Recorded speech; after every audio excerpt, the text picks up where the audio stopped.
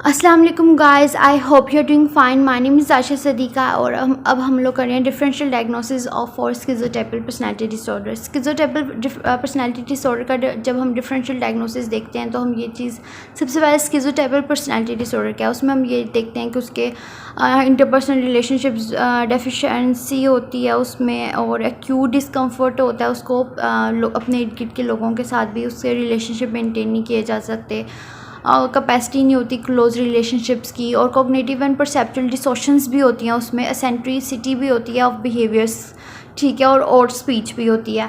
अब हम इसको इन कंट्रास्ट टू स्किज़ोटाइपल हम सबसे पहले देखते हैं डिल्यूशनल डिसऑर्डर्स के। डिल्यूशनल डिसऑर्डर, साइकोटिक्स, बाइपोलर्स, इन सब को देखते हैं। Bipolar 1, 2, depressive associative depressive disorder, psychotic features के साथ भी।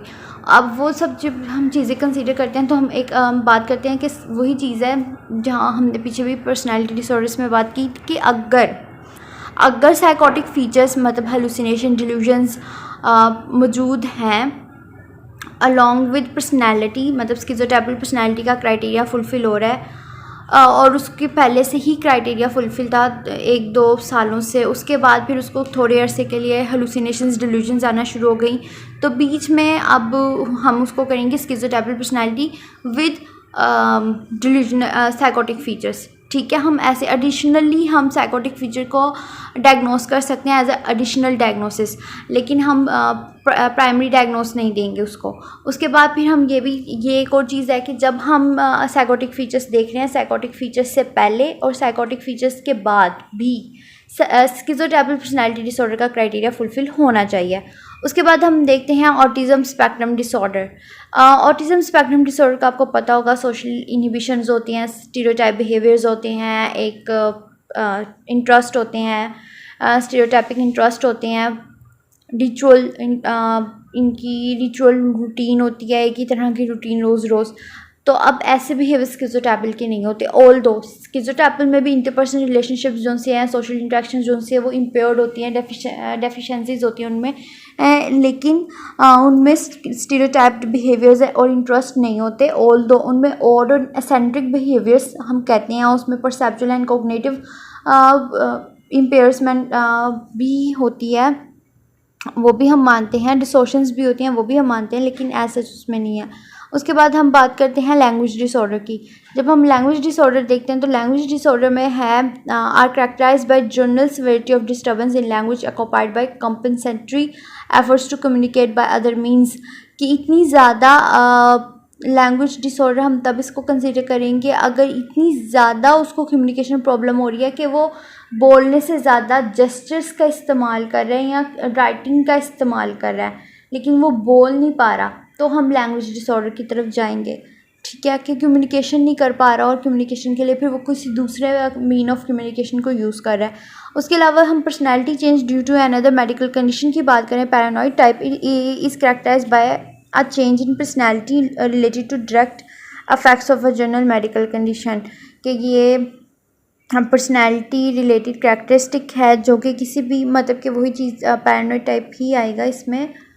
स्किज़ोटाइपल विद पैरानॉइड टाइप लाइक के उसमें सस्पिशियसनेस के लोग मुझे नुकसान पहुंचा सकते हैं, किसी मेडिकल कंडीशन, किसी मेडिसिनल अफेक्ट, एक्सीडेंट का, या कोई भी ऐसा इवेंट जिसमें उसको कोई मेडिकली चैलेंज हुआ हो वो, या मेडिकली उसको नुकसान पहुंचा हो, उसकी मतलब फिज़िकली उसको कोई नुकसान पहुंचा हो मेडिकली या फिज़िकली, उसकी वजह से मेडिसिन के साइड इफ़ेक्ट्स या किसी भी वजह से अगर उसको ये चीज़ हो रही है तो हम फिर मेडिकल कंडीशन की वजह से पर्सनैलिटी चेंज कहेंगे। उसके अलावा हम बात करते हैं सोशल डिटैचमेंट की। Paranoid personality disorder and schizoid personality disorder, दोनों में हमने सोशल डिटैचमेंट की बात की।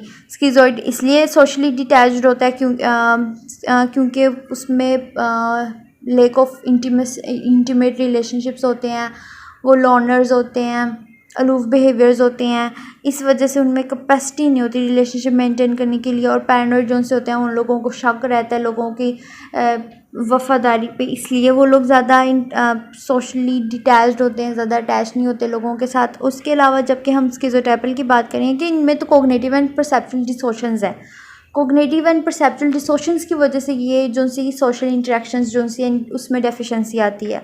अवॉइडेंट पर्सनैलिटी की बात करें तो हम अवॉइडेंट पर्सनैलिटी जैसे हमने पहले भी बात की कि उनमें ये डिज़ायर होती है कि उनके फ्रेंड्स हों, उनमें ये डिज़ायर होती है कि वो सोशल हों, लोगों से इंटरेक्ट करें, लेकिन उनका एक डर कि लोग उनको नेगेटिवली इवैल्यूएट करेंगे, वो लोगों के क्राइटेरिया पे फुलफ़िल नहीं कर सकते, लोग उनको नेगेटिवली इवैल्यूएट करने के लिए बाहर बैठे हुए हैं, वो इस वजह से कुछ नहीं करते, डरते हुए सोशली फिर इनहिबिट कर लेते हैं अपने आप को। उसके बाद फिर हम बात करते हैं suspiciousness and social withdrawal in narcissism and personality disorder. तो वही चीज़ कि narcissistic personality disorder social withdrawal कब देगी, जब उसको डर होगा कि उसकी कोई ना कोई इम्परफेक्शन या कोई ना कोई ख़ामी लोगों के सामने ना आ जाए, या लोगों के सामने उनका मैनिपुलेटिव बिहेवियर ना आ जाए, तो इस वजह से फिर वो सोशली विड्रॉल हो जाएंगे, उन लोगों से मिलना छोड़ देंगे कि जिसके सामने डर हो कि इसके सामने मेरा राज अफ़शा हो सकता है। उसके बाद हम बॉर्डरलाइन पर्सनैलिटी डिसऑर्डर देखते हैं। जब हम बॉर्डरलाइन पर्सनैलिटी डिसऑर्डर देखते हैं तो हम बॉर्डरलाइन को कंसीडर करते हैं कि वो काफ़ी इंपल्सिव होती है और मैनिपुलेटिव बिहेवियर्स होते हैं। तो वही चीज़ जो कि स्किज़ोटाइपल की नहीं होती, क्योंकि यहाँ पे होती हैं परसेप्चुअल एंड कॉग्निटिव डिसोर्शंस। उसके बाद हम बात करते हैं transient schizotypal trait in adolescence reflect transient emotional turmoil rather than an enduring personality disorder.